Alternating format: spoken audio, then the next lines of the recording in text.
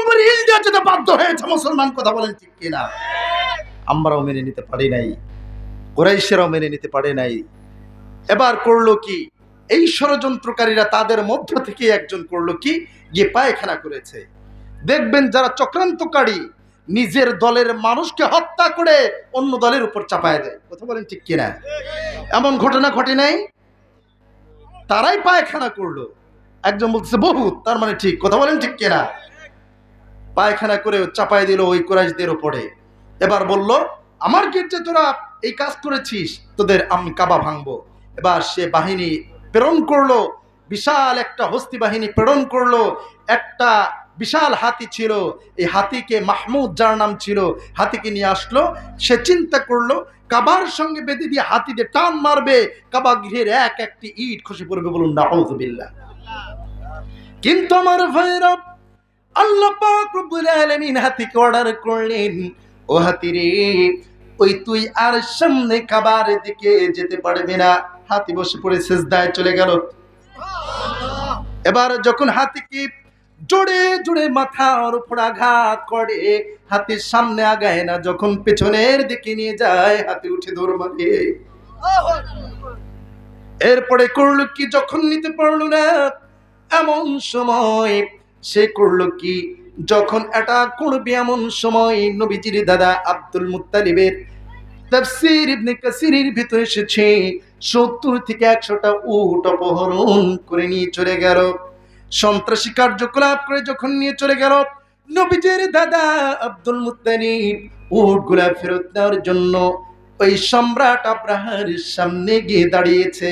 এমন সময় দাঁড়িয়েছে যে সময় সম্রাট আব্রাহা স্বর্ণখচিত একটি চেয়ারে বসা ছিল।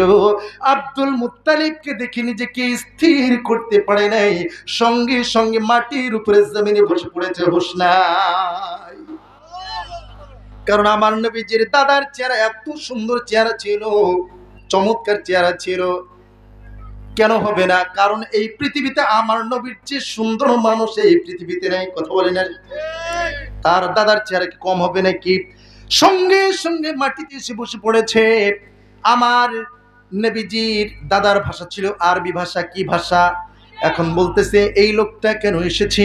এবার বলতেছে আপনি যে একজন দোবাসীকে বলতেছে আপনি যে উট অপহরণ করে নিয়ে এসেছেন, সে উটের মালিক উটগুলা ফেরত চায়। বললো এই কথা, আমি তোমাকে দেখি মনে করেছিলাম তুমি সম্ভ্রান্ত কোনো মানুষ হবা, সামান্য ১০০টা উট অপহরণ করে নিয়েছি, এই জন্য উট ফেরত নেওয়ার জন্য এসেছ, আমি তো কাবা ভাঙতে এসেছি। এবার আব্দুল মুত্তালিব বললেন, আমি তো উটের মালিক, কাবার মালিক নয়। যে উট কাবা ঘর যিনি বানিয়েছেন সে আল্লাহ কাবা ঘরের হেফাজত করবে। বরঞ্চ যে তোমরা সন্ত্রাসী কার্যকলাপ করে আমার উটগুলা ফেরত নিয়ে এসেছো, উটগুলা ফেরত দাও। এবার উট নিয়ে চলে এলেন। এবার মক্কার চতুর্দিক দিয়ে লোকদেরকে বললেন, সম্রাট আব্রাহা কাবা ভাঙার জন্য এসেছে, সবাই এখান থেকে ছেড়ে চলে যাও, কারণ আল্লাহর গজব নাজিল হবে। আল্লাহু আকবার। এবার কাবার গেলাম ধুড়ি তিনজনের সাথে কিনিলেন।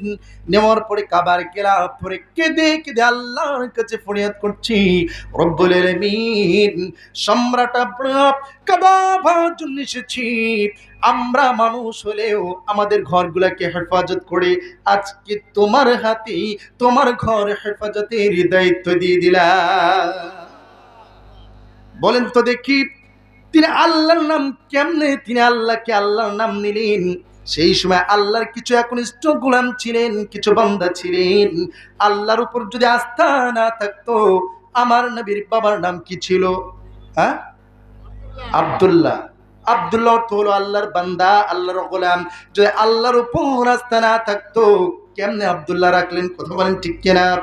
আমার ভাইরা, আল্লাহ পাক রব্বুল আলামিন তার দোয়াটাকে মঞ্জুর করে নিলেন। আল্লাহ পাক রব্বুল আলামিন ঝাঁকি ঝাঁকি আবাবিল নামক বিমান পাঠায় দিলেন। وأرسل عليهم طيرا أبابيل ترميهم بحجارة من سجيل فجعلهم كعصف ফিম কুল।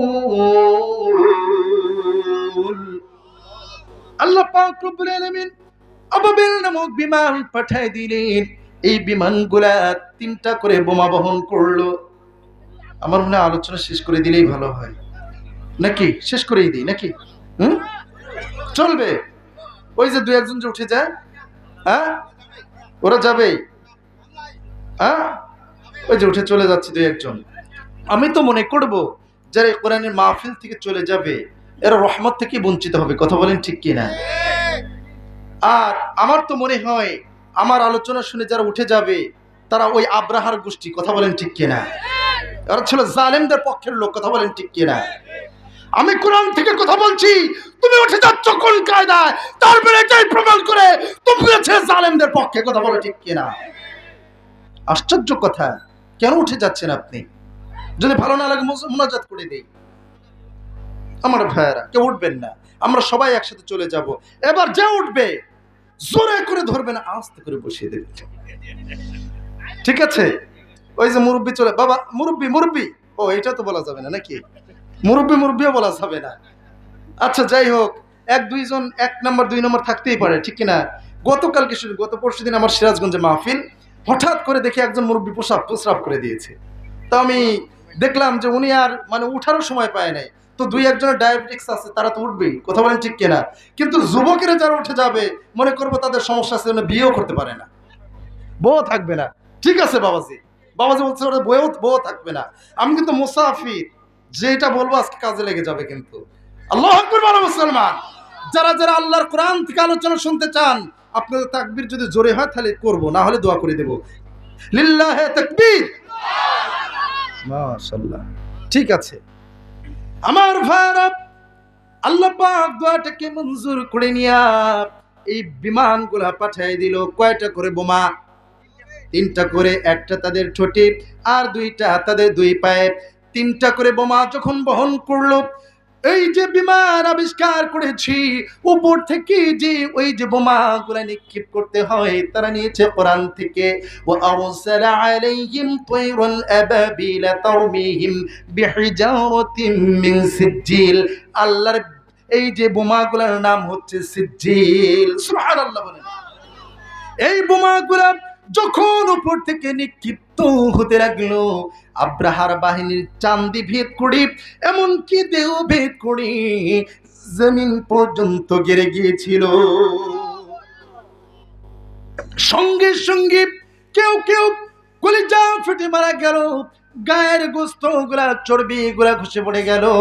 এমনকি সম্রাট আব্রাহা 1-2 দিনের ব্যবধানে কলিজা ফেটে গিয়া রব্বুল আলামিন তাকে তুলায় ভূষীভূত করে দিয়েছেন। আমার ভাইরা, আল্লাহ পাক রব্বুল আলামিন সম্রাট আব্রাহা কেমন ভাবে নাস্তানাবুদ করে দিয়েছিলেন সেই আল্লাহ বুঝে এখন আর নাই। যদি তাই না থাকতো, তাম বাংলাদেশের মানুষ যখন বাড়িতে ঠিক মতো কথাই বলতে পারছিলাম না, জালিমেরা আমাদেরকে অ্যারেস্ট করছিল, বাড়িতে থাকতে দিচ্ছিল না। আল্লাহর সাহায্যের উপর আমরা আস্থাশীল ছিলাম। আলেমেরা, সারা বাংলাদেশের আলেমেরা বলতেছে আল্লাহর দয়া ছাড়া এটা এমন হওয়ার কথা নয়। কারণ বিশ্বনবী যখন মক্কায় চলে আসলেন, ওই যে কুরাইশেরা যারা ইসলাম বিরোধিতা করেছিল তারা তাদের ওইটা ছেড়ে দিয়া মুসলমানদেরকে দিতে বাধ্য হয়েছিল।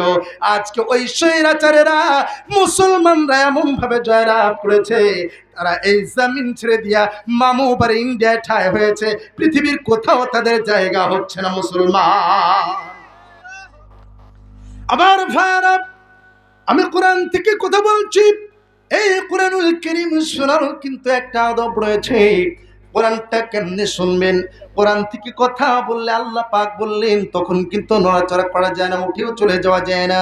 আল্লাহ পাক রব্বুল আলামিন কোরআনুল কারীমের ভিতরে সুন্দর করে বলছেন, ওয়া ইযা কুরিয়াল কুরআনু ফাসতামিউ লাহু ওয়া আনসিতু লাআল্লাকুম তুরহামুন। যখন তোমাদের সামনে কোরআন থেকে তেলাওয়াত করা হয়, কোরআনুল কারীমের আলোচনা করা হয়, তখন তোমরা চুপ করে মনোযোগ দিয়া আমলের নিয়তে কোরআন শ্রবণ করতে থাকো। আশা করা যায় চুপ থাকার কারণে, নীরব থেকে আমলের নিয়তে কোরআনুল কারীম শ্রবণ করার কারণে তোমাদের উপর আল্লাহর রহমত গুলো নাযিল হয়ে যাবে। বলুন সুবহানাল্লাহ। এই জন্য আমার ভাইরা, কোরআন শুনবো বেশি, গান শুনবো কম। শুনবেন? গান শোনা যাবে না ভাই। বিষ্ণু বলেছেন আল গিনাউ ইয়াউমাতিন নিফাক ফিল কলব। গান মানুষের অন্তর, শুনলে গান মানুষের অন্তর মরে যায়। এই যে কলব রয়েছে, কলব নষ্ট হয়ে যায়। যে গান শুনলে ঈমান চ্যুত হয়ে যায়, সেই ঈমান কি গান কি শোনা যাবে নাকি ভাই? গান তো আর গানের ভাষার মধ্যে নাই। ওই যে কয়েকদিন আগে শুনলাম ধুপধাপ ধুপধাপ ডিজে শব্দ, আর আমার কানে ভেসে আসলো তোর কাকে কি, আবার বলে আমার কাকে কলসির ভিতর দুধ আছে না নাই। এই সকল জালেমেরা যুবকদের চরিত্র নিয়ে খেলা করছে, যুবকদেরকে চরিত্রটাকে ভাইলাট করে দিয়া তাদেরকে জিনার দিকে নিয়ে যাচ্ছে। আর যাই হোক, সামনে আর এই নষ্টামি আমরা চলতে দেব না। গান বাদ্য বাজনা বাজিয়েছো, কত জিনার দিকে মানুষদেরকে নিয়ে যাচ্ছ। যাই করো, আগামীর পার্লামেন্ট হবে কোরআনের পার্লামেন্ট, সেইখানে এমন রায় হবে যেখানে বেহায়াপনার স্থান বাংলার জমিনে আমরা আমাদের জীবন দিয়া প্রতিহত করব। যুবকদেরকে আমরা ভায়োলেট হয়ে চরিত্র নষ্ট করতে দেব না। কথা বলো ঠিক কিনা? এই যুবকরা আজকে কোরআনের জন্য পাগল পাড়া। কথা বলো ঠিক কিনা? যেখানে কোরআনের মাহফিল হয় সেখানে বাঁধ ভাঙা জোয়ার তৈরি হয়েছে। এই জোয়ারটা হচ্ছে কোরআনের জোয়ার। এই জোয়ারে প্রমাণ করে দিচ্ছে আগামীর পার্লামেন্ট হচ্ছে কোরআনের পার্লামেন্ট। আমার ভারত, আমি কোরআনুল কারীমের সবচেয়ে ছোট সূরার নাম কি? কথা বলে না, নাম কি? আহারে, আমরা মুসলমান, আমাদের সংবিধান থেকে বিশ্ব নবীর যে ওই যে সিলেবাস ছিল, বিশ্ব নবী বায়োগ্রাফি মুছে ফেলে দিয়েছিল। কথা বলেন ঠিক কিনা? বিশ্ব নবীর জীবনে উঠে গিয়া শেখ মুজিবের নাম সেইখানে অন্তর্ভুক্ত করেছিল। এই জন্য আল্লাহ এমন গজব দিয়েছে, বিশ্বনবীকে অপমান করেছে। সেইখানে বিশ্বনবীর জায়গা শেখ মুজিবের যে বায়োগ্রাফি দিয়েছিল, এমন ভাবে আল্লাহ পাক লাঞ্ছিত করেছেন, এমন কি মূর্তির উপর প্রস্রাব করে দিয়ে সেনাবাহিনী দিয়ে ভেঙে দিয়েছে। হয় নাই? সেনাবাহিনীরা ভেঙে দিয়েছে। কথা বলো ঠিক কিনা? কারণ তোমরা বিশ্বনবীর বায়োগ্রাফিকে ভায়োলেট করে ওইখান থেকে বিচ্ছিন্ন করে দিয়েছে রে আমার ভাইয়ারা। স্বাধীনতার পরে তারা এমন ভাবে আমাদের মগজ ধুলাই করেছিল যে একবারে মনে হয়েছে সে আল্লাহর ওলি। আল্লাহর ওলি যদি হবে, শিক্ষা সিলেবাসে কেন বিশ্বনবীর বায়োগ্রাফি বাদ দিয়ে তার সিলেবাসে অন্তর্ভুক্ত করা হলো? কথা বলেন ঠিক কিনা? আবার ভারত, কুরআনুল কারীমের সবচেয়ে ছোট সূরা শিক্ষা সিলেবাসে যদি থাকতো, তাহলে আমরা এই যে কোরআনে কি রয়েছে, আমার নবীজির বায়োগ্রাফি যদি থাকতো, তাহলে আমরা বলতে পারতাম কি পারতাম না? কথা বলে না? কুরআনুল কারীমের সবচেয়ে ছোট সূরার নাম হচ্ছে সূরা কাউসার। কোন সূরা? আমার ফারা, এই সূরা আল্লাহ পাক রব্বুল আলামিন এমন সময় নাযিল করলেন যেই সময় বিশ্ব নবীর পাশে কেউ ছিল না। তখন সান্ত্বনা কে দিয়েছেন? আসতে বলবেন না, কে দিয়েছেন? ছেলে হয় মারা যায়, বিশ্ব নবীর ছেলে সন্তান কয়জন ছিল? কে বলতে পারবেন? আহারে, আমরা এত কিছু শিখলাম কিন্তু বিশ্ব নবীর সন্তান কয়জন ছিল জানি না। কপাল পড়া জাতি। কথা বলেন ঠিক কিনা? বিশ্ব নবীর কিতাবের ভিতরে এসেছে 3 জন ছিলেন। তাফসীর ইবনে কাসিরের ভিতরে এসেছে 3 জন, আর অন্য একটা বর্ণনা এসেছে 4 জন। কাসিম, তাহির, তৈয়ব, ইব্রাহিম। কেউ 2 বছর, কেউ 4 বছর, কেউ 6 বছর, কেউ 8 বছরে যখন চলে যায়। আমার নবীজি তো এমন নবী, 8 বছরে কাসিমকে, মৃত সন্তানকে কোলের ভিতরে নিয়ে চোখের পানি ছেড়ে দিচ্ছি। এমন কোন বাবা নাই ছোট্ট সন্তানকে কোলের ভিতরে নিয়ে চোখের পানি না ঝরে? বিশ্ব নবী বলেছেন এই পৃথিবীতে সবচেয়ে বড় বোঝা হচ্ছে সন্তানের লাশ। এত বড় বহন বোঝা বাবার জন্য আর নাই। যার সন্তান মারা গিয়েছে সেই জানে শুধু এর ব্যথা। বিশ্ব নবী কাঁদছেন, এমন সময় আবু জাহেল ওই বেয়াদবটা, তারা বলা বলি করলো মুহাম্মদ তো লেজ কাটা হয়ে গিয়েছে, নির্বংশ হয়ে গিয়েছে। বলুন নাউযুবিল্লাহ। আমার রাসূলকে গালি দিলে কি আল্লাহ সহ্য করতে পারেন নাকি? পেরেছেন নাকি? আল্লাহ পাক রব্বুল আলামিন আমার রাসূলকে সান্ত্বনা দিয়ে সূরা কাউসার নাযিল করে জানিয়ে দিচ্ছেন, যারা পারেন আমার সাথে পড়ুন, ইন্না আ'তাইনাকাল কাউসার ফাসাল্লি লিরাব্বিকা ওয়ানহার ইন্না শানিআকা হুয়াল আবতার। জোরে বলুন আল্লাহু আকবার। আমার রাসূলকে বলছেন, নিশ্চয়ই হে রাসূল, আমি আপনাকে হাউজে কাউসার দান করেছি, এই জন্য আপনি নামাজ পড়ুন আর কুরবানি করুন। কার জন্য? আসতে বলবেন না, কার জন্য? আর যে আপনাকে লেজ কাটা নির্বংশ বলে গালি দিয়েছে, আমি আল্লাহ বলছি সেই হচ্ছে লেজ কাটা নির্বংশ। এই জন্য আমার রাসূলকে গালি দিলে আল্লাহ সহ্য করতে পারে না। এই ঠাকুরগাঁর তৌহিদি জনতা আমরাও সহ্য করতে পারবো না। আমার ভাইরা, আমার রাসূলকে গালি দিলে আল্লাহ সহ্য করতে পারে নাই। আমার নবীজি দাঁড়িয়ে রয়েছে, এমন সময় একজন কাফির এসে আমার রাসূলকে গালি দিল। আবার রব্বুল আলামিন কুরআনুল কারীম সূরা কলমের 13 নম্বর আয়াত, হাফেজ সাহেবেরা বসা রয়েছেন, কুরআনুল কারীমের 30তম পারা সূরা কলমের 13 নম্বর আয়াতের ভিতর বলে দিলেন, হে রাসূল, আপনাকে যে গালি দিয়েছে, আপনার উম্মতকে যারা গালি দেবে, এরা হচ্ছে পিতৃ পরিচয়হীন যার সন্তান। উতুল্লিম বাদা যালিকা জানিম। জানিম শব্দের অর্থ হচ্ছে যার সন্তান। কথা বলো ঠিক কিনা? আমার রাসূলকে যখন গালি দিয়েছি, বিশ্বনবী বললেন তোর জন্মেরই দোষ, এই জন্য আমাকে গালি দিয়েছিস। এখন এই লোকটা যেখানেই যায় সেখানেই বলে তুই নাকি যার সন্তান। কে বলেছে? মুহাম্মদ বলেছে। মুহাম্মদ কোনোদিন মিথ্যে বলে না, মুহাম্মদ কোনোদিন মিছা কথা কয় না। আল্লাহু আকবার। বলুন তো দেখি, চরিত্র যাদের খারাপ এদের আচরণ কি ভালো নাকি ভাই? এমন সময় চতুর্দিক দিয়ে যখন এমন বলা বলি করলো, এই শয়তান এত বড় জালেম ছিল, মানুষ সামনাসামনি দেখলে তাকে সম্মান দিলেও যখন আড়াল হতো সঙ্গে সঙ্গেই তাকে গালি দিত। দেখবেন যারা জালেম ছিল তাদেরকে গালি দিয়েছে। কথা বলেন ঠিক কিনা? মনে রাখবেন যে এই আওয়ামী সন্ত্রাসীরা, ওই যে ছাত্রলীগের সন্ত্রাসীরা, তারা কখনোই সংখ্যার দিক দিয়ে শক্তিশালী ছিল না। একজন দুইজন হাইব্রিড ছিল, আর ওই স্বৈরাচারের প্রশাসন দিয়ে তারা কাজ চালিয়েছে। কথা বলো ঠিক কিনা?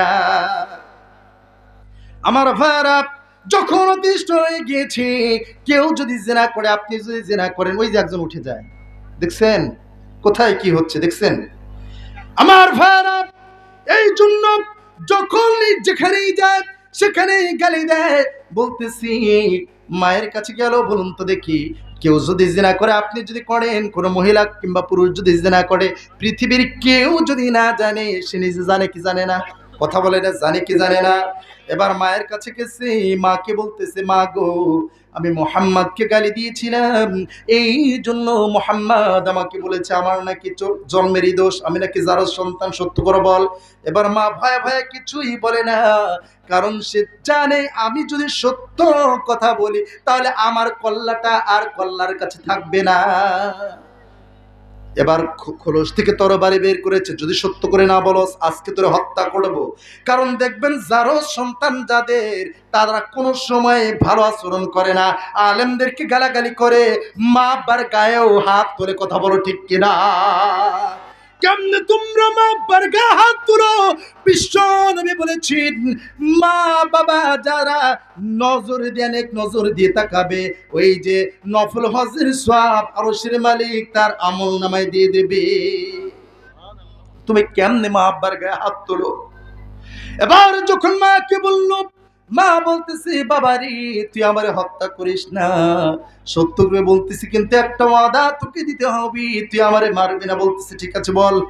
এবার বলতেছি, তোর বাবার সৌন্দর্য অভাব ছিল না, তোর বাবার ধন সম্পদের অভাব ছিল না, কিন্তু একটা সন্তানের জন্য আমি লালায়িত ছিলাম। এই সন্তান আমার গর্ভে নেওয়ার জন্য আমি লালায়িত ছিলাম, কিন্তু তোর বাবার এত ক্ষমতা ছিল না যে সন্তান আমার গর্ভে দেবে। এই জন্য অবৈধ রাখাল যারা ছিল, অবৈধ মেরামেশার ফসল হচ্ছিস তুই। এই জন্য মুহাম্মাদের মতো শ্রেষ্ঠ মানুষকে তুই গালি দিয়েছিস, তোর জন্মের দোষ, তুই হচ্ছিস চরিত্রহীন যার সন্তান। এই জন্য আমার ভাইরা, যারাই রসুলকে গালি দেবে, যারাই আলেমদেরকে গালি দেবে, আলেমদের দিকে বাঁকা দৃষ্টিতে তাকাবে, সে যদি ওই যে স্বৈরাচার কোরআন বিরোধী মানুষেরা হয়ে থাকে, ওদের জন্মেরই দোষ। কথা বলেন ঠিক কিনা?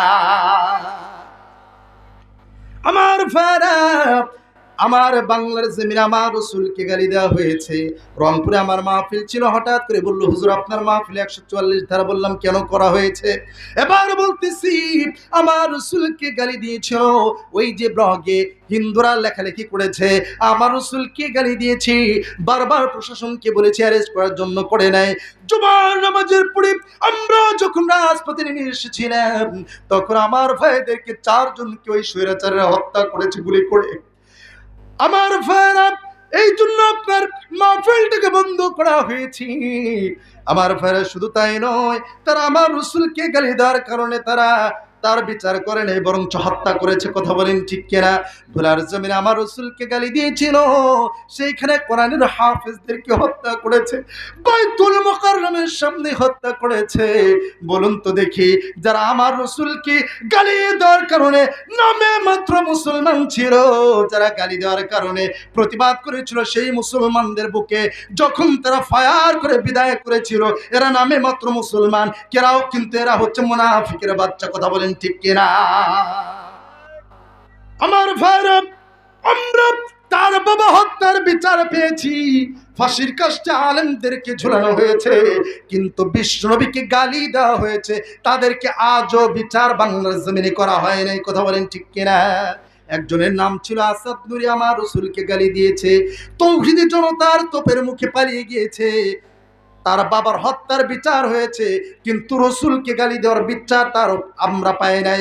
যদি ইসলাম প্রতিষ্ঠিত থাকতো, কোরআন যদি পার্লামেন্টে থাকতো, তাহলে তাকে নিয়ে এসে ইন্টারপোলের মাধ্যমে এসে বাংলার জমিনে বাইতুল মুকাররমের সামনে এনে গুলি করে ফায়ার করে দুনিয়া থেকে বিদায় করা হতো মুসলমান। কথা বলো ঠিক কিনা? সে বলেছে আমার রসুল নাকি চরিত্রহীন। বিশ্ব নবী জীবনে বিবাহ করেছেন কয়টা?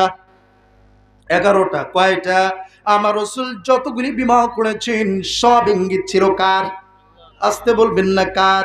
আমার রসুল সর্বপ্রথম যখন বিবাহ করেছিলেন বয়স ছিল কত বছর? 25 বছর। যাকে বিবাহ করেছিলেন তার বয়স কত ছিল? 40 বছর। খাদিজা, খালিদের কন্যা খাদিজার বয়স। একজন অসহায় 3টা স্বামী পৃথিবী থেকে বিদায় নিলেন, এই অসহায় মানুষকে বিবাহ করে সম্মানের জায়গায় স্থান দিলেন, অথচ আমার রসুলকে বললো চরিত্রহীন। বলুন নাউযুবিল্লাহ। বিশ্ব নবী বলেছেন, আমার খাদিজা যদি জীবদ্দশায় বেঁচে থাকতো, আমি জীবনে কোনোদিন দ্বিতীয় বিবাহ করতাম না। অথচ আমার রসুলকে ওই জালেমেরা বললো, যার সন্তান যার বললো চরিত্রহীন। বলুন নাউযুবিল্লাহ। বলুন তো দেখি, আমার রসুলকে গালি দিলে আমরা কি সহ্য করবো নাকি? কথা বলে না? আমার ভাইরা, বিশ্ব নবীকে গালি দিল। বিশ্ব নবী এই খাদিজার প্রসঙ্গ যখন চলে আসলো, মা বোনের এসেছে কি আজকে? আসছে। মা বোনদের জন্য কিছু বলবো নাকি? কারণ মা বোনেরা যদি আজকে ভালো হয়ে যায়, আমাদের প্রতিটা পুরুষদের ঘর হয়ে যাবে জান্নাতের ঘর। কথা বলে না? আমার ভাইরা, আজকে একজনের জীবনে একটু বলেই নেই। আচ্ছা ঠিক আছে, আমাকে আমার মতো চালাইতে দেন, নাকি আলোচনা শেষ করে কালেকশন করে দিব? হ্যাঁ, আমার মতো চালাবো তো। আমাদের এখানে সভাপতি বলছে কালেকশন করে দিতে, কি করবো বলেন বাবাজি? হ্যাঁ, ওইটাও লাগবে না? আচ্ছা, তাহলে আমি কালেকশন করে দিই একটু, নাকি না 5 মিনিট বলবো? 5-10 মিনিট চলবে? আচ্ছা, কেউ উঠবেন না তো? তাহলে যদি উঠে যান তাহলে কালেকশন করে দেবো কিন্তু।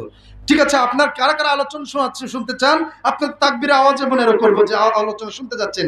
লিল্লাহি তাকবীর, আলহামদুলিল্লাহ। আমার ভাইরা, আমার রাসূল কি গালি দিল। খাদিজার প্রসঙ্গ যখন চলে আসলো, একটু বলেই নেই, যেহেতু মা বোনের এসেছেন। আমার ভাইরা, মা বোনেরা আজকে যদি ভালো হয়ে যায়, আমাদের প্রতিটা ঘর হয়ে যাবে জান্নাতের ঘর। আজকে তো এমন অবস্থা হয়েছে, পুরুষেরা যদি যদি স্বামী যদি তাদেরকে বিছানায় ডাকি, যদি বলে রাত্রে এই রাত্রে আসো, বলে এই রাত্রে নয় ওই রাত্রে। কথা বলেন ঠিক কিনা? আবার এমনও বলে আজকে নয় কালকে। এখন তো শীতের রাত, কাছে আসা যাবে না। দিনের বেলায়, দিন যখন আসে রাত্রে বেলা এমন করে ঘোরাতে থাকি। বিশ্ব নবী বলেছেন, কোন স্ত্রী যদি এমন ভাবে স্বামীকে ঘোরায়, তাহলে রাত জেগে যদি এমন ভাবে রাত্রে যদি স্বামীকে কাছে না আসতে দেয়, তাহলে রহমতের ফেরেশতারা তাদের বিরুদ্ধে আর রহমত থাকে না, তাদের বিরুদ্ধে এই যে গুনাহগুলো সারা রাত লিখতে থাকে। বলুন নাউযুবিল্লাহ। এই জন্য আমার মায়েরা বোনেরা যারা এসেছেন, স্বামীদের কথা শুনতে হবে। কথা বলেন ঠিক কিনা? আমার নবীজি এমন করে বক্তব্য দিচ্ছেন, সাহাবীরা বসে রয়েছেন, বিশ্ব নবীর সামনে দিয়ে কয়েকজন নারী হেঁটে যায়। বিশ্ব নবী তাদেরকে দেখে স্ত্রীর কথা মনে পড়ে গেল। এবার বিশ্ব নবী যখন বাড়িতে ঘরে চলে গেলেন, ঘরেতে গিয়া দেখেন স্ত্রী কাজ করতেছে, একটা গোস্ত কোনো প্রাণীর গোস্ত ছাড়াচ্ছে। এবার যখন স্ত্রীকে ডাক দিল, ওই স্ত্রী ঘরে আসো, দরজাটা একটু আটকাও। বিশ্বনবীর স্ত্রী দরজাটা আটকাই দিলেন, বিশ্বনবী তার সঙ্গে সঙ্গ দিলেন, গোসল করে আবার সাহাবীদের সামনে চলে এলেন। এবার সাহাবীরা বললেন, ইয়া রাসূলুল্লাহ, আপনি তো বাড়িতে গেলেন, আপনার দাড়িটা তো ভেজা ছিল না, চুলটা ভেজা ছিল না। বিশ্বনবী এমন একজন ব্যক্তি ছিলেন, সাহাবীরা যখন খুশি তখনই সুন্দর করে প্রাণ ভরে কথা বলতে পারতো। সুবহানাল্লাহ। বলছে, ইয়া রাসূলুল্লাহ, আপনি বক্তব্য দিতে দিতে বাড়িতে গেলেন, আবার দেখতে গোসলও করেছেন, কি হয়েছে? বিশ্বনবী বললেন, ও আমার সাহাবীরা, তোমরা তো আমার দিকে মুখ করে দাঁড়িয়ে রয়েছো, কিন্তু যখন আমি আমার সামনে দিয়ে কয়েকজন নারী যেতে দেখলাম, তখন আমার স্ত্রীর কথা মনে পড়লো। আমি বাড়িতে গিয়ে কাজ সেরে এসে গোসল করে এসেছি। বলুন সুবহানাল্লাহ। এই জন্য জান্নাতে রমণী যারা হবে, তারা হবে স্বামী যখনই ডাক দেবে তখনই তাদের ডাকে সাড়া দেবে। কথা বলেন ঠিক কিনা? আমার মা বোনেরা, আজকে এমন অবস্থা আমাদের হয়েছে, বাজারে আমরা যেতে পারি না, আমাদের মা বোনদের সংখ্যা বেশি। কথা বলে না ঠিক কিনা? আবার এমন উড়না পরে, জালের মতো উড়না, যেটা দিয়ে আপনাদের নদীতে মাছ ধরা যাবে। কথা বলে না ঠিক কিনা? জালের মতো উড়না, হিল পরে, একটা লম্বা 2 ইঞ্চি 3 ইঞ্চি লম্বা হিল পরে, ঠং ঢং ঠং ঢং করতে করতে চলে যায় মার্কেটে। মার্কেটে গিয়া দোকানদারের সামনে আস্তে করে বসে পড়ে, বসে গিয়ে বলে, ভাইয়া একটা শাড়ি দেখানো যাবে কি? কেন আপনি ভাইয়া বলতেছেন? আপনি চাচা বলেন। এবার দোকানদার কম না, বলতেছে, ভাবি আপনাকে কিন্তু দাঁড়িয়ে শাড়িটা বুকের সঙ্গে লাগিয়ে দিয়ে এরপরে বলতেছে, ভাবি এই শাড়ি যদি আপনি পরেন, আমার গায়ে যখন লটকাইছি কি সুন্দর লাগছে, এইটা যদি আপনার গায়ে পড়েন কি সুন্দর লাগবে, লুচ্চা লুচ্চা মিল পড়েছে। কথা বলেন ঠিক কিনা? জালের মতো উড়না পড়ে তাদের জন্য বাজারে যাওয়া যায় না।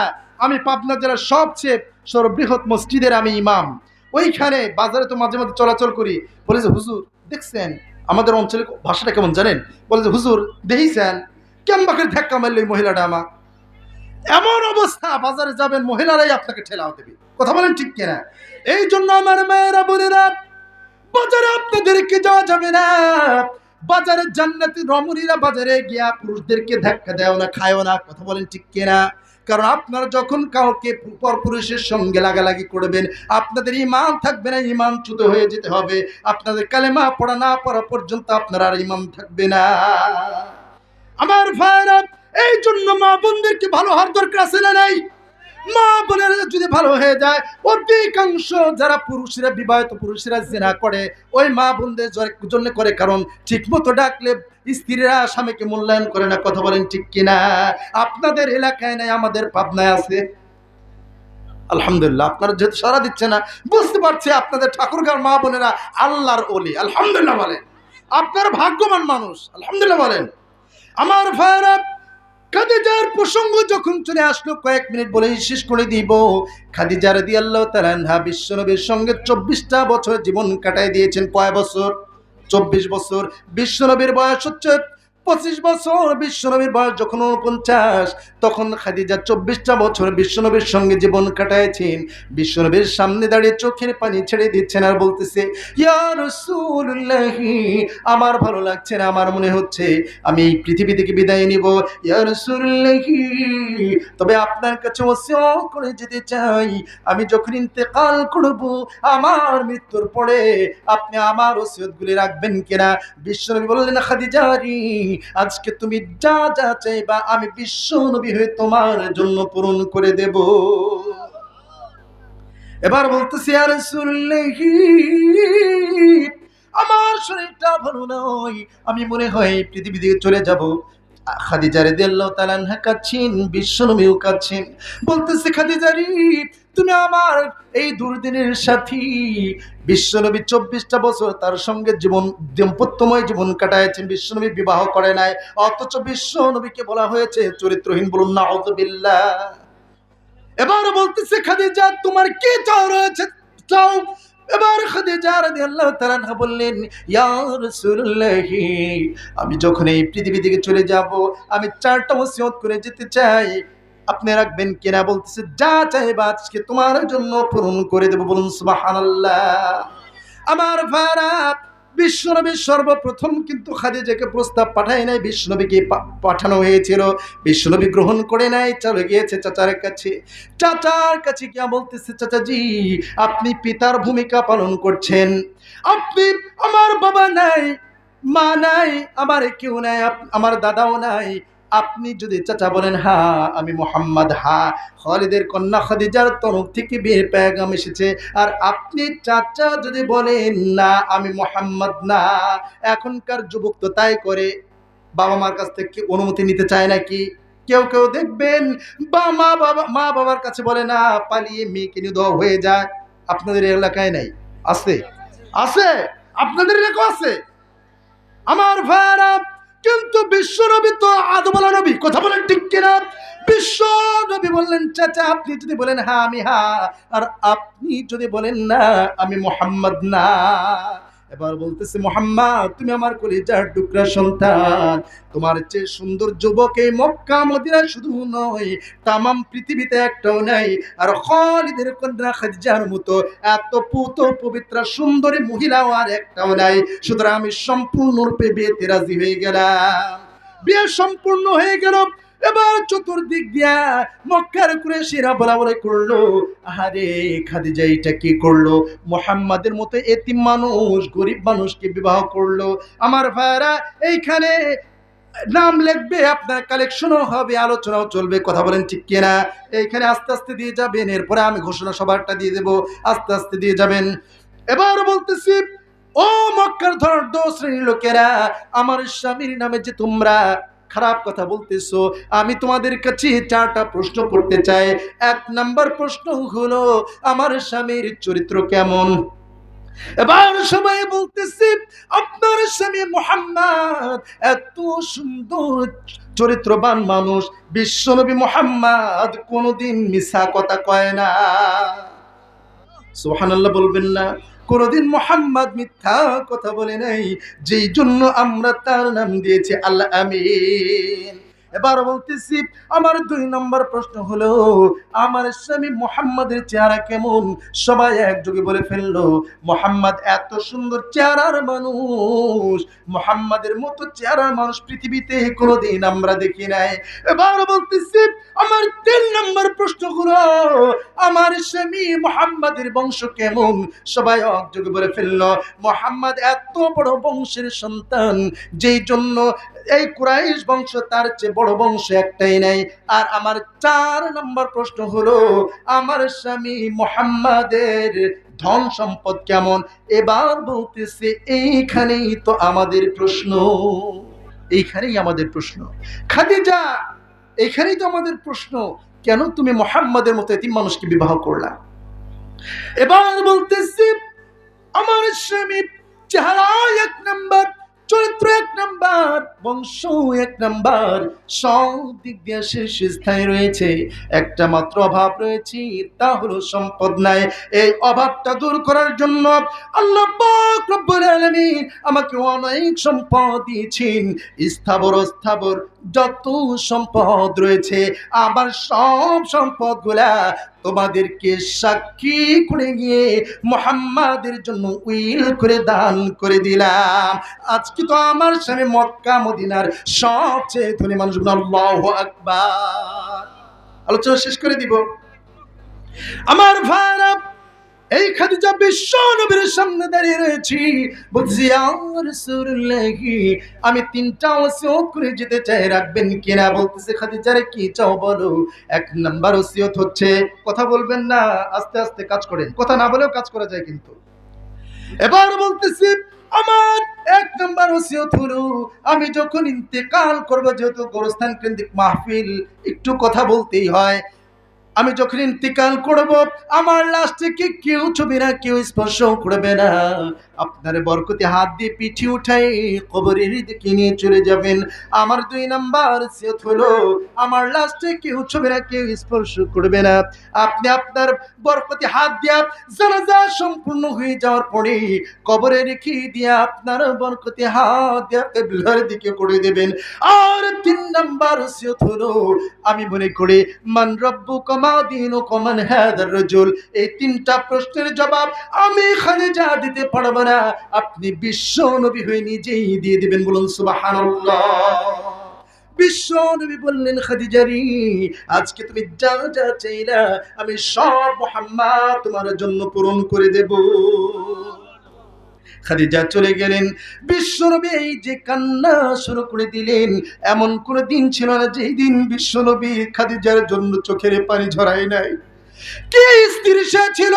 বিশ্ব নবী বলেছেন, কারো স্ত্রী যদি বলে আমার স্বামী ভালো, তাহলে সেই মহিলাটা জান্নাতি। আবার কোন মহিলা যদি বলে আমার স্বামী ভালো, সেই পুরুষটাও জান্নাতি। বলুন সুবহানাল্লাহ। যখন মারা গেল, বিশ্ব নবী তার ওসিয়ত অনুযায়ী তার লাশটাকে পিঠে বহন করে কবর নিয়ে চলে গেলেন। এবার জানাজা সম্পূর্ণ হয়ে গেল। বিশ্ব নবী তার হাত দিয়া তার চেহারাটাকে কিবলার দিকে করে দেন। বারবার আসমানের দিকে হয়ে যায়, বারবার কিবলার দিকে করে দেন, বারবার আসমানের দিকে হয়ে যায়।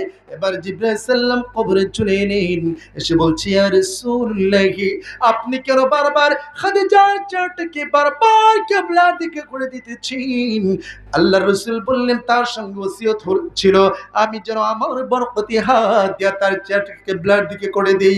এবার জিবরাইল সাল্লাম বললেন, ইয়া রাসূলুল্লাহ, আপনি খাদিজার চেহারাটাকে আপনি কিবলার দিকে করতে পারবেন না, কারণ আপনার নবুয়তের যে 9টা বছর বেঁচে ছিল, তার এই যে 9টা নবুয়তের বছরে এত সহযোগিতা করেছি আপনার উপরে। যখন জাবালে নূরে কোরআন নাজিল হচ্ছিল, যখন আপনি ভয় ভয় পেতেছিলেন, আপনি বলতেছিলেন জাম্মিলুনি জাম্মিলুনি, চাদর দিয়ে মুড়িয়ে দাও, চাদর দিয়ে আবৃত করে দাও, তখন খাদিজা বলতেছিল লাকাদ খাশিতু নাফসি, আপনাকে শয়তান কোনো অনিষ্ট করতে পারে না, কারণ আপনি কোনোদিন এতিমের হক মারেন নাই, কারোর সঙ্গে কোনোদিন খারাপ ব্যবহার করেন নাই। এই যে নবুয়তের 9টা বছর আপনি সহযোগিতা করেছিল আপনার স্ত্রী, এই জন্য আল্লাহ পাক এত খুশি হয়েছেন খাদিজার চেহারাটাকে কিবলার দিকে নয়, খাদিজার চেহারাটাকে আরশের দিকে মুতাওয়াজ্জি করে দিয়েছে। বিশ্বনবী কবরে দাঁড়িয়ে রয়েছে, কবর ছেড়ে যাচ্ছেন না। সাহাবীরা বললেন, ইয়া রাসূলুল্লাহ, কবরে ছেড়ে দেন, কবরে ছেড়ে উঠে আসুন। বিশ্বনবী বললেন, ও সাহাবীরা, ও জিবরাইল, কবরে ছেড়ে উঠে যাব না যতক্ষণ পর্যন্ত 3টা প্রশ্নের জবাব, মান রব্বুকা মা দীনুকা মান হাদার রাজুল, এই 3টা প্রশ্নের জবাব আমি বিশ্বনবী হয়ে না দেব। এবার বলুন তো দেখি, খাদিজার জন্য যদি এই 3টা প্রশ্নের জবাব বিশ্বনবী দেওয়ার জন্য কবরে দাঁড়িয়ে থাকেন, আমার আপনার কবরে যখন যখন আমরা চলে যাব, আমাদেরকে ওই প্রশ্নের জবাব দিতে হবে কি হবে না? কথা বলে না? প্রথম প্রশ্ন করা হবে, মানরুক, আমাদের রবকে। আসতে বলবেন না, আমাদের রবকে। যারা এই দুনিয়ায় আল্লাহকে রব হিসেবে মেনেছি, 5 ওয়াক্ত নামাজ পড়েছি, রমজান মাস আসছে, রমজান মাসে রোজা রাখবে, এরপরে যাদের উপর যাকাত ফরজ ছিল, হজ ফরজ ছিল, আল্লাহর আদেশকে মেনেছি, তারা সহজেই বলে ফেলবে আলহামদুলিল্লাহি রাব্বিল আলামিন। তারা সহজেই বলে ফেলবে আমার রব হলো আল্লাহ। কিন্তু যারা নামাজ পড়ে নেই, রোজা করে নাই, তারা কেমনে বলবে আমার রব আল্লাহ? কথা বলেন ঠিক কিনা? 2 নম্বর প্রশ্ন করা হবে, ওয়ামা দীনুক, তোমার দল কি ছিল? আমাদের দলের নাম কি? বলুন তো দেখি, আমাকে আপনাকে কবরে রাখা হবে। রেখে যদি বলা হয় ওমা দীনুক, যারা ইসলামী দল করে নাই, ইসলামী দল করার কারণে ওই মিছিলে যারা গিয়েছে তাদের নামে মামলা দিয়েছে, হামলা করেছে, বাড়িতে ঘুমোতে দেয় নাই, নামে মাত্র মুসলমান, এরা কি বলতে পারবে নাকি আমার দলের নাম ইসলাম? পারবে নাকি? কিন্তু যারা ইসলামী দল করেছি, লিল্লাহি তাকবীর আল্লাহু আকবার স্লোগান যারা দিয়েছে, তারা বলবে আমার দলের নাম হলো ইসলাম। এবারে বলা হবে ওমান হায়াতুর রাজুল, বিশ্ব নবীর সুন্দর চেহারাটা হাতের তালুর উপরে তুলে ধরা হবে আর বলা হবে এই লোকটার চিনো নাকি? কিন্তু যারা জান্নাতি মানুষ হবে, যারা ভোলার জমিনে কোরআনের জন্য আমার রাসূলের প্রেমে রক্ত দিয়েছি, ভোলার জমিনে রক্ত দিয়েছে, রংপুরে রক্ত দিয়েছে, তারা তার সামনে যদি আমার রাসূলের চেহারা ধরা হয়, তারা কি বলতে পারবে কি পারবে না?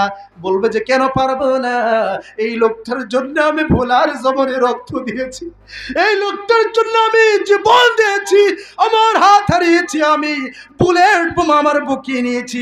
ইনি সাধারণ কোন ব্যক্তি নয়, ইনি হলেন আখিরি জামানার পয়গম্বর মুহাম্মদুর রাসূলুল্লাহ সাল্লাল্লাহু আলাইহি ওয়াসাল্লাম। এই লোকটা কেন চিনব না? এই তিনটা প্রশ্নের জবাব জান্নাতীরা যখন দেবে, তাদেরকে প্রশ্ন করা হবে চারটা। কয়টা?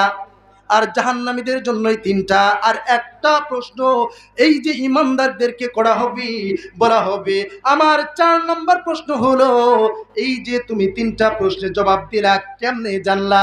এবার বলবে যে আমি বিশ্ব নবীর হাদিস মেনেছিলাম আর কোরআন দিয়ে আমার জীবন পরিচালনা করেছিলাম। আল্লাহর হাবিব বলেছেন এমন প্রশ্নের জবাব যারা দিতে পারবে, তাদের কবরটা প্রশস্ত হয়ে গিয়া জান্নাতের বাগান হয়ে যাবে। এই জন্য আমার মা বোনে যারা রয়েছেন, গভীর রাত হয়ে যাচ্ছে, রাত 11টা বেজে গিয়েছি।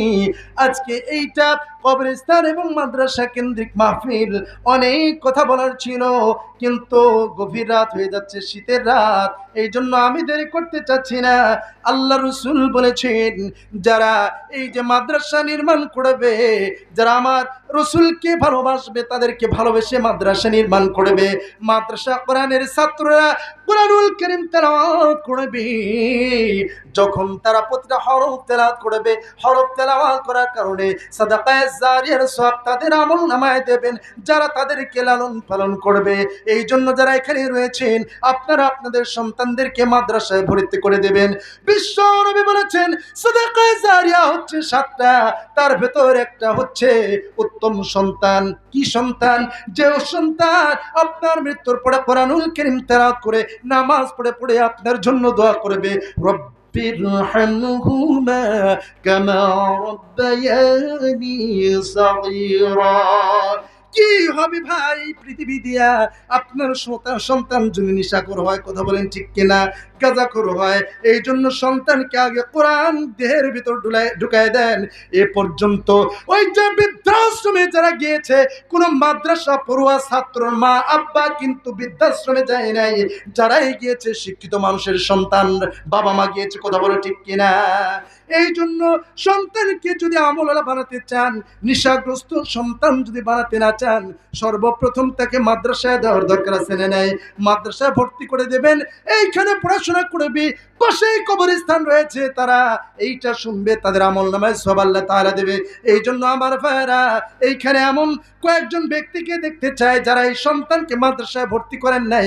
এমন কয়েকজন ভাই রয়েছেন, এই আপনাদের সন্তানদেরকে মাদ্রাসায় ভর্তি করবেন, আধুনিক শিক্ষায় শিক্ষিত করবে। হাত তুলে একজন আল্লাহর ওলি দেখান, আমি আমার রসুলকে ভালোবেসে, রসুলের ভালোবাসায় আমার সন্তানকে হিফজখানায় দেব, এমন একজন আল্লাহর ওলিকে দেখতে চাই। হাত তুলেন।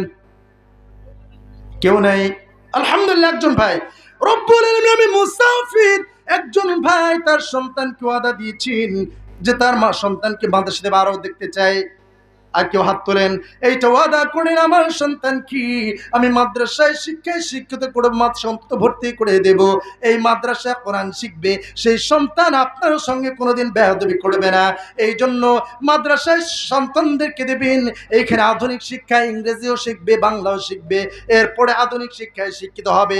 আমি নিজে ইঞ্জিনিয়ার, আমি কিন্তু ইঞ্জিনিয়ার, আবার আমি কুষ্টিয়া বিশ্ববিদ্যালয়ে পড়াশোনা করছি তাফসিরি। এই যে আমি মাদ্রাসায় পড়েছি, যেই জন্য আল্লাহ তাআলা কোরআনের কিছু খেদমত করার জন্য, এমনও হয়েছে এমপিরা পর্যন্ত কথা বলার জন্য বসে থাকে, কিন্তু ইঞ্জিনিয়ার হওয়ার পরে আমি কোরআন থেকে কিছু কথা জানার কারণে আল্লাহ এত সম্মান দিয়েছেন যে এই জন্য তারাও সময় বেছে নেয়, কথা বলেন ঠিক কিনা। এই সম্মান আমার উবাইদুল্লাহ তারেকের সম্মান নয়, এইটা আল্লাহর কোরআনের সম্মান, কথা বলেন ঠিক কিনা। এই জন্য যারা মনে করি হেফজোখানায় পড়লে আমি হাফজোখানায় পড়েছি, হেফজোখানায় পড়লে ইঞ্জিনিয়ার হওয়া যায় না, মিথ্যা কথা। আমি যেহেতু নিজে ইঞ্জিনিয়ার, আমার অনেক বন্ধু রয়েছে যারা ডাক্তার। এমন কি শুনলে অবাক হবেন, ঢাকা বিশ্ববিদ্যালয়ে যে প্রথম হয়েছে সে হচ্ছে কোরআনের হাফেজ, সে হচ্ছে মাদ্রাসার ছাত্র। বল আল্লাহু আকবার। এই জন্য আরেকজন আল্লাহর ওলিকে দেখতে চাই, কোন ব্যক্তি আপনার সন্তানকে এই মাদ্রাসায় ভর্তি করবেন।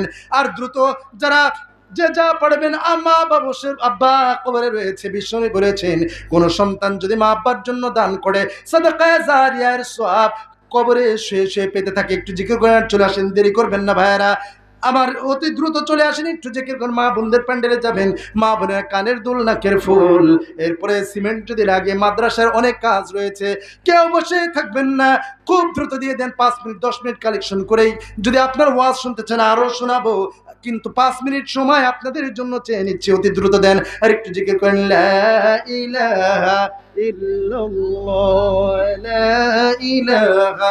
উঠেন উঠেন, 5 টাকা 10 টাকা 100 টাকা 1000 5000। আচ্ছা কে দিয়েছে চাচা? লিল্লাহে তাকবীর, খালিসুর রহমান বলুন জিন্দাবাদ। 5000 টাকা বলুন মারহাবা। রব্বুল আলামিন কি নিয়তে দান করেছেন খালিসুর রহমান আমি জানি না। আল্লাহ তাআলা আব্বা আম্মা যারা কবরে চলে গিয়েছেন, আল্লাহ তাআলা সব আমল তো বন্ধ হয়ে গিয়েছে। আল্লাহ তাআলা যদি আব্বা আম্মা পৃথিবী থেকে চলে যায়, কবরগুলোকে প্রশস্ত করে দাও, কবরগুলোকে জান্নাতের বাগান বানিয়ে দাও। মাদ্রাসার সভাপতি আমার চাচা রমজান চাচা, আমার সঙ্গে একটা বছর আগে আমি এসেছিলাম, মাঝে মাঝে কথা বলতে, আমি চাচাকে খুব ভালোবাসি কোরআনের জন্য। চাচাজি সভাপতি মাদ্রাসার। চাচা কত দিয়েছে, দিবে না? আচ্ছা, জমির উদ্দিন, তারপরে কি এরা কি দেয় নাই? ও আচ্ছা, আচ্ছা এরা কোথায় আছেন? জমির উদ্দিন আছেন এখানে? আসেন, তাড়াতাড়ি আসেন ভাই, এইভাবে চাওয়া তো যাবে না। আপনারা দেবেন, আপনার খুব দানশীল মানুষ আমি জানি। বাংলাদেশে আমি বিভিন্ন জায়গায় গিয়ে আপনাদের দানের কথা বলেছি, আলহামদুলিল্লাহ। এত টাকা আপনার ওই মসজিদে দিয়েছিলেন, টিন দিয়ে করতে চেয়েছিল, চাচা পরে বললো যে আমরা ছাদ দিয়ে করবো, আলহামদুলিল্লাহ। আপনারা এত টাকা দেন, আর গোরস্থানে তো এমনি বেশি দেয়। একটু দ্রুত চলে আসেন। তারপরে এটা কি আলমাস ভাই, মুজিবুর রহমান, ইব্রাহিম, খালিসুর রহমান, তারপরে মোহাম্মদ আলী, আমি ভেবেছি এনারা দিয়েছে, কই এনারা কই? আজম এনারা কই? তাড়াতাড়ি আসেন। আচ্ছা কে কি দিবেন? আসলে আমি তো সবার অবস্থা জানি না, আসেন না। আচ্ছা, কোরআনকে যারাই ভালোবাসেন, আচ্ছা চাদর দিয়ে দেন তো, চাদর দিয়ে দেন, ভেতরে চাদর দিয়ে দেন, যে যা পড়বেন দেবেন। আর জিকির করেন লা ইলাহা ইল্লাল্লাহ, জোরে লা ইলাহা। হুজুর আপনি ছন্দ শোনান, আযান শোনান। আচ্ছা আমি শোনাবো, সব শোনাবো। এত করে দেন, বারবার বলে অল্প দেন, দেখেন ভিজে গেলাম, কিচ্ছু বুঝেন না আপনারা। আচ্ছা এটা কে দিয়েছে? রব্বুল আলামিন। এটা কে দিয়েছে? 1000 2000? মাদ্রাসার সভাপতি বলুন জিন্দাবাদ। 2000 টাকা বলুন মারহাবা। রব্বুল আলামিন 2000 টাকা দান করেছেন। আল্লাহ তাআলা আত্মীয়স্বজন যারা কবরে চলে গিয়েছেন, আল্লাহ তাআলা কবরগুলোকে প্রশস্ত করে দাও, আল্লাহ তাআলা কবরগুলোকে জান্নাতের বাগান বানিয়ে দাও। আল্লাহ তাআলা জালাল ভাই তিনি দিয়েছেন 500 টাকা। আল্লাহ তাআলা আত্মীয়স্বজন যারা চলে গিয়েছেন, কবরগুলোকে জান্নাতের বাগান বানিয়ে দাও। আল্লাহ তাআলা যে নিয়তে দান করেছেন, রব্বুল আলামিন এক মাকসুদগুলোকে পুরো করে দাও। আল্লাহ তাআলা আত্মীয়স্বজন যারা কবরে চলে গিয়েছেন, কবরগুলোকে জান্নাতের বাগান বানিয়ে দাও, বলুন আমিন। আরেকজন ভাই 510 টাকা দান করেছেন। মা বোনদের প্যান্ডেলে চলে যান, মায়েরা বোনেরা, তাফসীরুল কোরআন মাহফিল, কোরআনের মাহফিলে আমি মুসাফির, আপনাদেরকে দোয়া করব। বিশ্বনবী বলেছেন মা আব্বার দোয়া কবুল হয়, যারা নির্যাতিত মানুষ তাদের দোয়া কবুল হয়, আরেকজনের দোয়া কবুল হয়, সে হচ্ছে মুসাফির। আমি শত শত মায়ের ওভারটেক করে এসেছি, আমি মুসাফির, আপনাদের নিয়ে দোয়া করব। একজন ভাই 500 টাকা দিয়েছে, খালি অ্যামাউন্ট একটু বলুন। আল্লাহ তাআলা আব্দুল, এটা কে?